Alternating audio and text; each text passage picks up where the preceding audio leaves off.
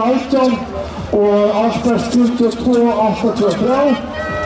Albert nú fyrir fræði 10. í 15. breytins hér leiðir Gestur Danielsson í höfður ára í honum. Það ekki Sindri og þeir fyrir síðasta ríkjum. Þetta ansvarar í þessu.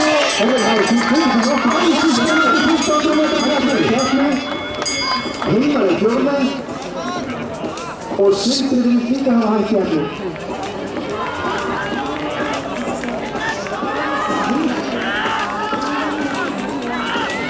Já, það var María Rún Gunnarsdóttir eins og segir, 47-38 fyrir.